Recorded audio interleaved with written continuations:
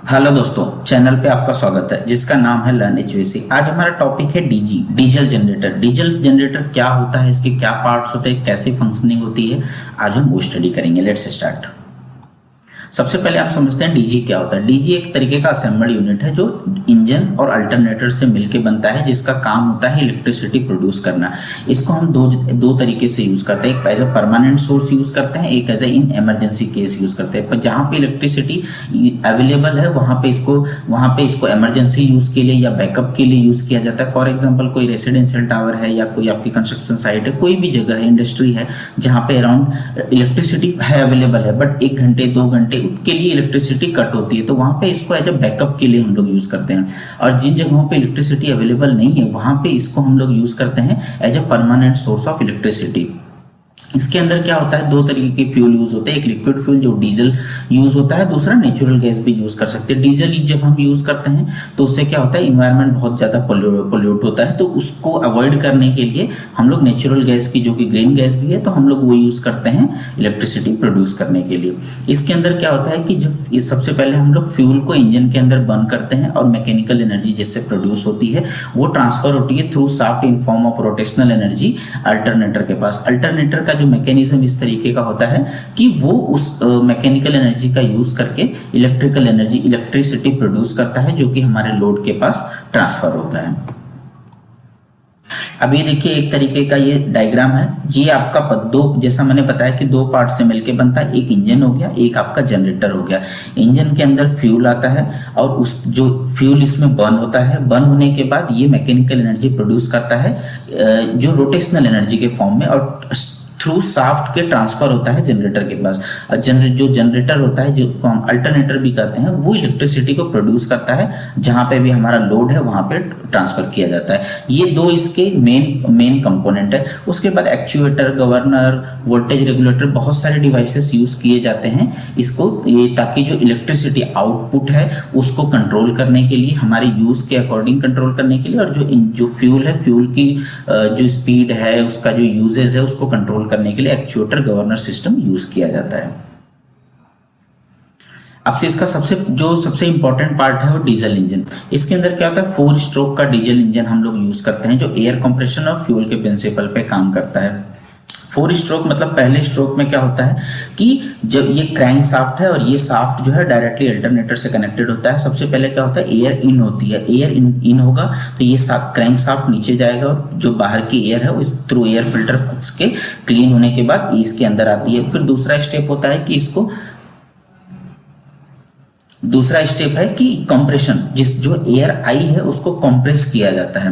Compress करने के बाद एक लिमिट पे जाता है। जब वो कंप्रेस हो जाता है तो जब एक लिमिट के बाद वो जो इंजेक्टर है वहां से फ्यूल इंजेक्ट होता है और उसके अंदर जो आपकी जो एक टेम्परेचर के बाद वहां पे गैस, जो आपकी फ्यूल है वो बर्न होता है। तो उससे क्या होता है, एनर्जी प्रोड्यूस होता है, पावर जिसको हम बोलते हैं, पावर प्रोड्यूस होगा। और उसके बाद क्या होगा, पावर जो प्रोड्यूस होगा वो ट्रांसफर हो जाएगा आपका अल्टरनेटर के पास, और जो एग्जॉस्ट गैसेस हैं वो आपके दूसरे पोर्ट से बाहर चले जाएंगे। तो इस तरीके से काम करता है, इस तरीके से आपका इंजन काम करता है। सेम ये आपका फ्यूल को एयर के साथ मिक्स करके उसको बर्न करता है, और जो एनर्जी प्रोड्यूस होती है आपका अल्टरनेटर के पास ट्रांसफर हो जाती है। और जो एग्जॉस्ट गैसेस होती हैं जिसके अंदर SOx, CU, carbon monoxide, carbon dioxide, NOx, ये सब होता है, ये फिल्टर होने के बाद एटमॉस्फेयर में छोड़ दी जाती हैं।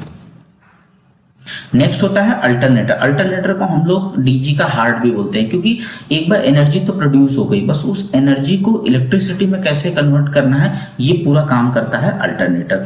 अल्टरनेटर में 2 पार्ट होता है, एक होता है स्टेटर, एक होता है रोटर। रोटर मतलब नाम से पता चल रहा है ये मूव होते रहता है, जो कि डायरेक्टली शाफ्ट से कनेक्टेड होता है। ये जो आपका रोटर है ये डायरेक्टली आपका शाफ्ट से कनेक्टेड है। जो आपका mechanical rotational energy in form of mechanical energy produce हुई, इससे क्या होगा, ये शाफ्ट के थ्रू एनर्जी ट्रांसफर होगी और रोटर आपका मूव होना स्टार्ट हो जाता है। और रोटर के अराउंड स्टेटर होता है। स्टेटर पे क्या होता है, वाइंडिंग लगी होती है जिसके अंदर करंट इंड्यूस होता है। तो जब due to electromagnetic effect, electromagnetic induction के प्रिंसिपल पे ये पूरा काम करता है। क्या होता है कि जब ये मूव होता है, साउथ नॉर्थ जो मैग्नेट होता है ये मूव होता है, रोटर मूव होता है, तो इसके अंदर करंट इंड्यूस होना स्टार्ट हो जाता है। तीन आप इसकी जो वाइंडिंग है उसके अंदर करंट इंड्यूस होगा और सेम जो करंट होगा फिर वो ट्रांसफर हो जाएगा आपका लोड के ऊपर, जहां पे भी इसका हम लोग यूज करना है वहां पे इसको हम लोग ट्रांसफर कर देते हैं। तो इस तरीके से हमारा अल्टरनेटर जो होता है काम करता है।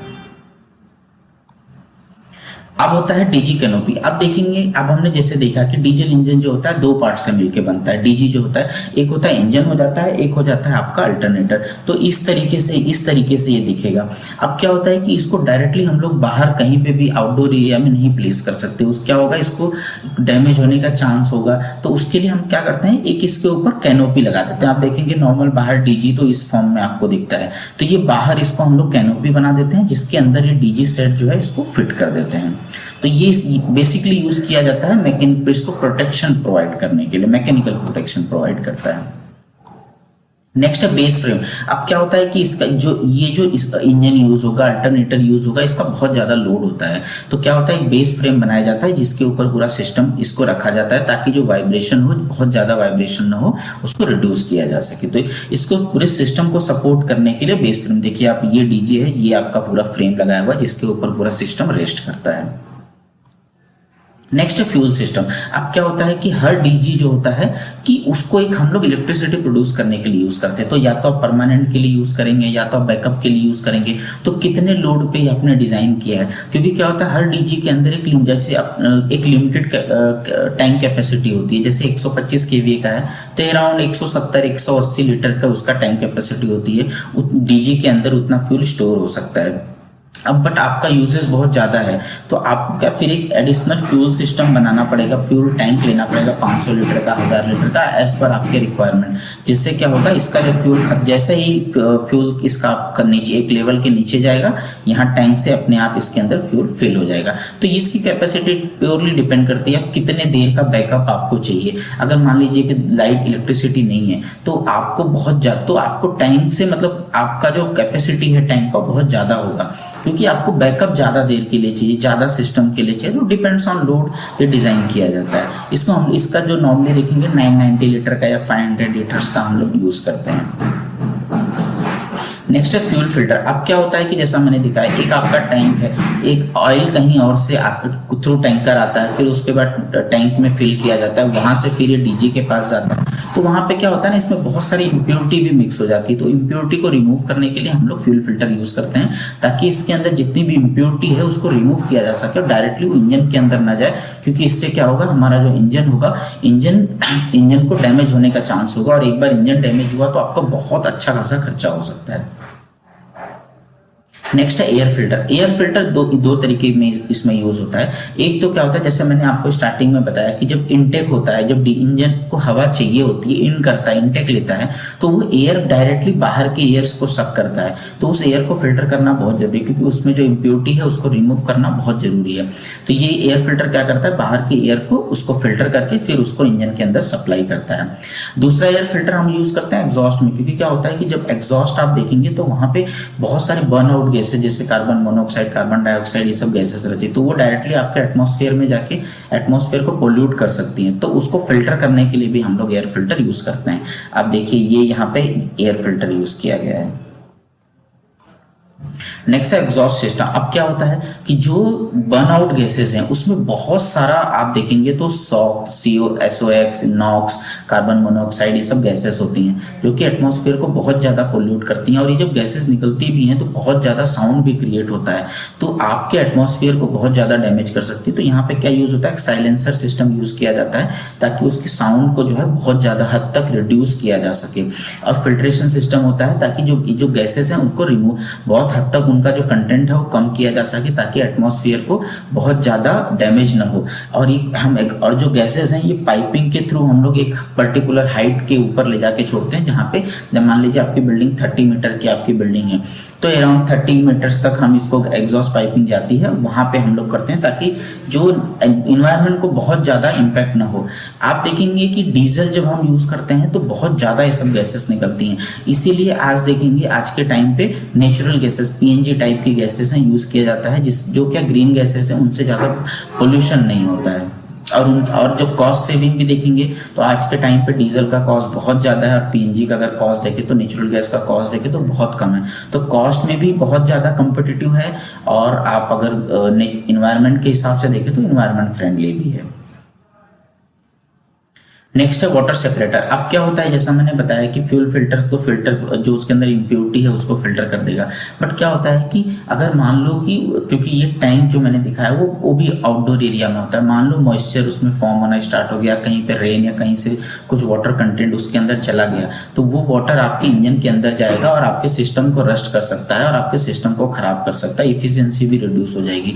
तो हमको वाटर सेपरेटर यूज करना रहता है और वाटर सेपरेटर का एक ही काम है कि जो ऑयल है उसके अंदर से जो वाटर कंटेंट है, मॉइस्चर है, उसको रिमूव कर देना ताकि हमारे सिस्टम की जो इफिशियंसी है वो बनी रहे। नेक्स्ट है एक्चुएटर। अब दोस्तों क्या होता है कि सिस्टम जो आपने डिजाइन किया 125 केवी का लिया, 1000 का लिया, 500 का लिया, 250 का लिया, अब क्या होता है कि 100 एनी टाइम वो लोड उतना नहीं रहता है। मान लो आपने 125 केवी का डीजी आपने इंस्टॉल किया, बट आपका लोड अगर किलोवाट में देखें तो 100 किलोवाट होगा, बट अगर 100 किलोवाट अगर चल रहा है, 100 किलोवाट उसको लोड है तो अप्रॉक्स देखेंगे तो वो आपका 30 से 32-35 लीटर आपका डीजल कंज्यूम होगा। बट फॉर एग्जाम्पल मान लो कंजम्पशन कम है कि मान लो 50 किलोवाट की ही जरूरत है, तो हमको फिर फ्यूल 30 लीटर नहीं यूज होगा, वहां पे फ्यूल कम यूज होगा, 15 से 20 लीटर यूज होगा। तो ये नॉनसेंस कौन करता है, तो एक्चुएटर होता है, जो एक्चुएटर गवर्नर की मदद से वो शाफ्ट की स्पीड को सेंस करता है और फिर ये एक्चुएटर को सिग्नल देता है और एक्चुएटर क्या करता है, फ्यूल की जो स्पीड है उसको कंट्रोल करता है। एक तरीके का मीटरिंग डिवाइस है कि कितना फ्यूल इंजेक्ट करना है उसको कंट्रोल करता है। इसमें सेंसर्स लगे होते हैं, जो सेंसर्स के थ्रू ये फ्यूल जो इंजेक्टर के थ्रू फ्यूल की जो कितना फ्यूल इंजेक्ट हो रहा है उसको कंट्रोल करता है। नेक्स्ट है lube oil filter. Lube oil का काम क्या होता है, ल्यूब ऑयल का काम होता है कि दोस्तों इंजन जो होता है उसमें बहुत सारे मूविंग पार्ट होते हैं, उसमें क्या होता है वियर एंड टियर होता है, जिससे बहुत और उस समय हीट फ्रिक्शन होता है, हीट जनरेट होती है। इससे क्या होता है जो हमारा इंजन है वो डैमेज हो सकता है कुछ टाइम के बाद, तो वो जो हीट जनरेट होता है उसको रिमूव करना बहुत जरूरी है और वहाँ पे लुब्रिकेशन भी होना बहुत जरूरी है। तो ल्यूब ऑयल का वही काम है, लुब्रिकेशन करता है और जो हीट जनरेट होती है उसको रिमूव करने का काम करता है। तो ल्यूब ऑयल फिल्टर इसके लिए यूज किया जाता है कि जो ऑयल अंदर इंजन के अंदर सप्लाई हो रहा है तो उसका उसमें कुछ इम्प्योरिटी नहीं होनी चाहिए, तो उसको क्लीन करना, उसको फिल्टर आउट करना बहुत जरूरी है। तो इसके लिए ल्यूब ऑयल फिल्टर यूज होता है। ल्यूब ऑयल फिल्टर में क्या होता है, मान लो कभी कि ल्यूब ऑयल फिल्टर पूरा ब्लॉक हो गया, चौक हो गया, तो यहाँ पे एक बाईपास वाल्व भी दिया जाता है ताकि ये जो पूरा ऑयल है उसको बाईपास हो सके, हमारा सिस्टम रुकना नहीं चाहिए। तो एक प्रोविजन यहाँ पे रहता है। ल्यूब ऑयल के साथ एक ल्यूब ऑयल पंप भी होता है, ऑयल प्रेशर सेंसर भी होता है और चेक वाल्व भी होता है। चेक वाल्व ताकि ऑयल रिटर्न ना आ सके। प्रेशर सेंसर भी इसलिए दिया जाता है क्योंकि क्या होता है कि वहाँ का टेम्परेचर एनी टाइम चेंज होते रहता है, तो जो ऑयल है प्रेशर, अगर ऑयल का भी फिर उसके हिसाब से टेम्परेचर के हिसाब से इस ऑयल का भी प्रेशर चेंज होता है, तो वो एक सेंसर दिया जाता है। ल्यूब ऑयल पंप भी है कि जो पूरे सिस्टम में सर्कुलेट होना चाहिए, एक पर्टिकुलर प्रेशर के ऊपर सर्कुलेट होना चाहिए, इसके लिए ल्यूब ऑयल पंप भी दिया जाता है इसके अंदर। नेक्स्ट है ऑटोमेटिक वोल्टेज रेगुलेटर। इसमें दोस्तों क्या होता है कि जब आउटपुट प्रोड्यूस हुआ, मतलब करंट इलेक्ट्रिसिटी प्रोड्यूस हुआ, तो उसका एक पर्टिकुलर वोल्टेज होना चाहिए। कोई भी अप्लायंस होता है तो एक पर्टिकुलर वोल्टेज पे चलता है। अब क्या होता है कि अगर वो वोल्टेज फ्लक्चुएट होगा तो आपके अप्लायंस जो है या तो इक्विपमेंट है उसके डैमेज होने का डर रहता है। तो जो यहाँ पे डीजी के अंदर प्रोड्यूस होता है तो उसका भी वोल्टेज बहुत फ्लक्चुएट होता है, 415 कभी होगा, कभी 440 होगा, कभी 400 होगा। तो हमको बट एक यूनिफॉर्म वोल्टेज चाहिए, तो एक यूनिट यूज किया जाता है जो पूरा वोल्टेज को यूनिफॉर्म करता है। ये एक तरीके का रेगुलेटर है, प्रोटेक्शन डिवाइस है जो पूरा यूनिफॉर्म वोल्टेज सप्लाई करता है जो हमारा जहाँ पे भी लोड है। इसके साथ साथ एक अलग से भी एक यूनिट यूज किया जाता है, एक एमसीसी भी यूज किया जाता है। एमसीसी भी इसलिए यूज किया था कभी ओवरलोड हुआ तो वो भी एक प्रोटेक्शन डिवाइस ही होता है। तो ये क्या करता है कि मान लो आपका 100 केवी का डीजी है और आपका लोड जो आ रहा है, लोड 100 केवी का डीजी लगभग आपको 80 किलोवाट लोड हो गया, उसको मतलब 80 किलोवाट रेटिंग हो गई, और मान लो लोड उसको आ गया 100 किलोवाट का, तो उस टाइम पे डीजी डैमेज नहीं होना चाहिए। उस टाइम पे एक ओवरलोड जो हमारा एमसीसी भी रहता है, वो उसको प्रोटेक्ट करता है कि इससे ज़्यादा 80 किलोवाट से ज़्यादा वो नहीं सप्लाई कर सकता है। तो वहाँ पे सिस्टम डैमेज ना हो, इसके लिए एमसीसी प्रोटेक्शन डिवाइस यूज किया जाता है। नेक्स्ट है दोस्तों कंट्रोल पैनल। कंट्रोल पैनल पूरे सिस्टम को ऑपरेट करने के लिए यूज किया जाता है कि कितने स्पीड पे हमारा डीजी चल रहा है, क्या कंजम्पशन हो रही है, क्या वोल्टेज आ रहा है, ये पूरा मॉनिटर करने के लिए, सिस्टम को ऑन करने के लिए हम लोग यूज करते हैं। एक सेंट्रलाइज पैनल होता है जहां से आप सब कुछ पूरे डेटा को, हर पैरामीटर को वहां पे आप चेक कर सकते हो। नेक्स्ट है दोस्तों टर्बो चार्जर। टर्बो चार्जर एक बहुत ही इंपॉर्टेंट डिवाइस होता है हमारी सिस्टम डीजी की इफिशियंसी को इंक्रीज करने के लिए। इसमें क्या होता है, कंप्रेसर व्हील रहता है और एक गैस टरबाइन होता है। अब ये दोनों एक ही शाफ्ट पे कपल्ड रहते हैं, मतलब एक ही शाफ्ट के ऊपर इनको फिक्स कर दिया जाता है। अब होता क्या है कि डीजी के अंदर एक साइड तो एयर इन होता है और एक साइड जो exhaust air burn out gases है बाहर भी होता है। तो इसमें क्या किया जाता है, बर्न आउट गैसेस जो हैं वो जब पास होती हैं हमारे गैस टरबाइन से, तो इससे गैस टरबाइन से जब पास होती हैं तो इससे क्या होता है, टरबाइन मूव होना स्टार्ट हो जाता है और हमारा शाफ्ट रोटेट होता है। उसी के साथ ये बाहर भी चली जाती हैं, एग्जॉस्ट एटमॉस्फेयर में चले जाता है थ्रू एयर फिल्टर से पास होके। अब ये मूव होना स्टार्ट हो गई तो ये इसी के साथ ये व्हील भी लगा हुआ है, कंप्रेसर व्हील भी लगा हुआ है, तो ये कंप्रेसर व्हील भी मूव होना स्टार्ट हो जाता है और बाहर से एयर को सक करके उसको कंप्रेस करके हमारे सिस्टम में सप्लाई करना स्टार्ट कर देता है। इससे क्या होता है, क्योंकि ज्यादा प्रेशराइज एयर हमारे जो हमारा इंजन है उसके अंदर सप्लाई होता है और उसकी इफिशियंसी भी इंक्रीज होती है। नेक्स्ट है स्टार्टर, डीसी मोटर और क्रैंकिंग मोटर। पहले अगर आप देखेंगे तो एक डीजल इंजन होता है जो उसको स्टार्ट करने के लिए इस तरीके का हैंडल होता है जो हम यूज करते थे, उसको तेजी ये फिक्स करके तेजी से उसको मूव करते थे। जब एक इंजन एक स्पीड पे आ जाता था तो वो चलना स्टार्ट हो जाता था। बट लेकिन अब सब कुछ ऑटोमेटिक है, तो दो बैटरी यूज किया था, 12 वोल्ट की 2 बैटरी यूज किया था जो सीरीज में हम इसको कनेक्ट करते हैं। और ये बैटरी क्या करती है, पावर सप्लाई करती है डीसी स्टार्टर डीसी मोटर को। जब कंट्रोल पैनल से आप ऑन करेंगे तो ये स्टार्टर डीसी मोटर अपने आप उसको क्रैंक करना, इंजन को स्टार्ट कर देता है और एक लिमिट तक जब एक पर्टिकुलर स्पीड इंजन अचीव कर लेता है तो ये डीसी मोटर स्टॉप हो जाता है वहां पे। नेक्स्ट है कूलेंट। कूलेंट क्या करता है, अब इसके नाम से ही पता चलता है कि ये इसका काम है कि कूल करना किसी भी चीज को। अब दोस्तों क्या होता है कि जब आप पूरा सिस्टम जब रन होता है तो उस टाइम पे फ्रिक्शन होता है उसके अंदर, तो लूब ऑयल जाता है और वहां की जो हीट है उसको रिमूव करता है। तो लूब ऑयल का भी टेम्परेचर क्योंकि ऑयल है दोस्तों तो उसका भी टेम्परेचर बढ़ना स्टार्ट हो जाता है। जब टेम्परेचर बढ़ा तो उसका प्रेशर पे भी इम्पैक्ट आता है। तो अब क्या होता है कि उसको ठंडा करना बहुत जरूरी है दोस्तों। तो अब ये कूलेंट यूज किया जाता है ताकि उसको ठंडा किया जा सके। कूलेंट जाके ऑयल का जो भी टेम्परेचर है उसको रिड्यूस करता है, उसके बाद ये रिटर्न आ जाता है।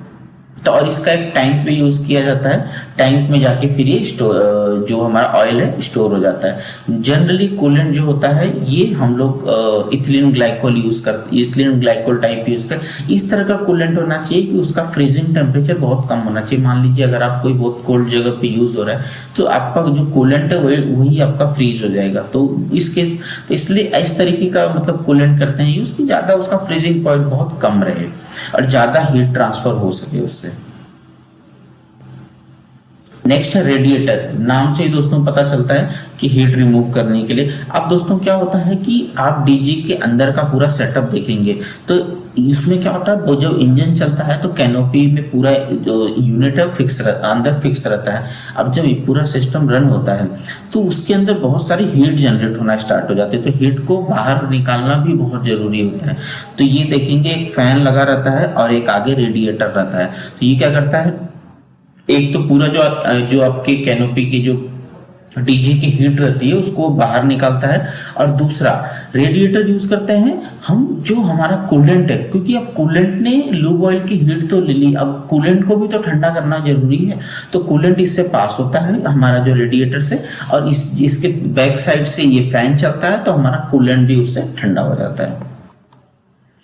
ठीक है दोस्तों, ये कुछ जो पार्ट्स थे वो मैंने आपको एक्सप्लेन किए कि कैसे डीजी रन हो, मैंने डीजी के बारे में बताया, डीजी रन कैसे होता है और क्या उसके मेन मेन जो कंपोनेंट हैं। अगर दोस्तों आपको कोई भी डाउट है तो आप कमेंट कर सकते हैं, अगर कोई टॉपिक है जिस पे आप वीडियो चाहते हैं तो वो भी मैं जरूर बनाऊंगा। थैंक यू दोस्तों।